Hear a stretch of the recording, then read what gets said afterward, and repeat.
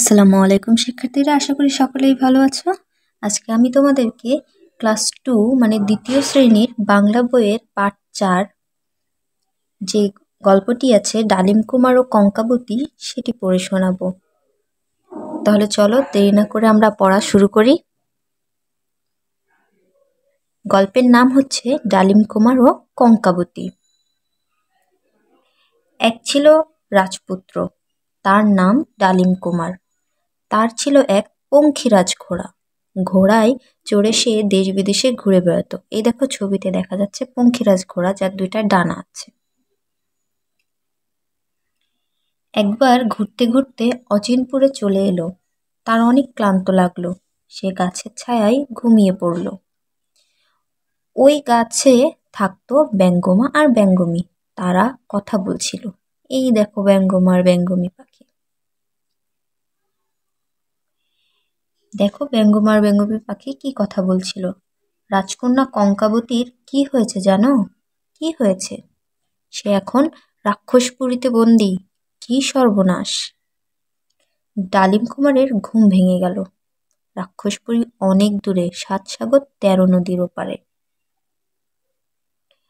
কঙ্কাবতীকে বাঁচাতে হবে।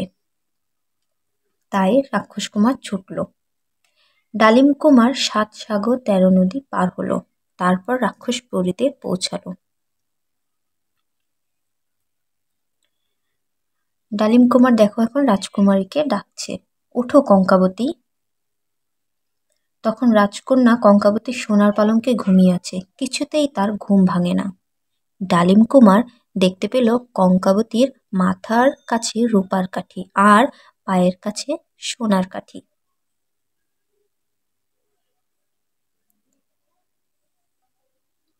তখন ডালিম কুমার মাথার কাছে সোনার কাঠি নিয়ে এলো আর পায়ের কাছে নিয়ে এলো রূপার কাঠি। এরপরেই রাজকুমারী ঘুম ভাঙলো আর সে বলল, কি সর্বনাশ, এখনই তো রাক্ষস চলে আসবে।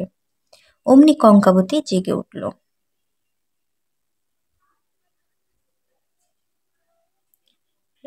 ছবিতে দেখো দেখা যাচ্ছে রাক্ষস চলে আসছে। রাক্ষস কি বলছে? হাউ মাউ খাও। ঠিক তখনই রাক্ষস ঘরে ঢুকলো। সাথে সাথে ডালিম কুমার তরবারি বের করলো। কঙ্কাবতী বলল, রাক্ষসের প্রাণ আছে একটা টিনের কৌটার ভিতরে। এভাবে রাক্ষস মারা যাবে না। ডালিম কুমার জানে না সেই কৌটা কোথায়। ডালিম কুমারকে কঙ্কাবতী কি বলছে দেখো, তোমার তরবারি আমার কাছে দাও। কঙ্কাবতী ছিল অনেক সাহসী। সে তখন পালঙ্কের নিচ থেকে একটা কৌটা বের করলো। কৌটা খুলতেই বেরিয়ে এলো একটা ভ্রমর। তখন কঙ্কাবতী তরবারি দিয়ে দিয়ে ভ্রমরটাকে কেটে ফেললো। দেখো কেটে ফেলেছে, ঘেচাং করে কেটে ফেলেছে। তারপর তারপর ডালিম কুমার ও কঙ্কাবতী বেরিয়ে এলো রাক্ষসপুরী থেকে। ব্যাস, শেষ হয়ে গেল। দেখেছো কত মজাদার এই গল্পটা? তোমরা সবাই বাসায় এটা একবার করে পড়বে। আজকে এই পর্যন্তই শিক্ষার্থীরা। বাসায় অবশ্যই এই গল্পটা পড়বে আর পরবর্তী ক্লাস পাওয়ার জন্য অবশ্যই চ্যানেলটা সাবস্ক্রাইব করে রাখবে।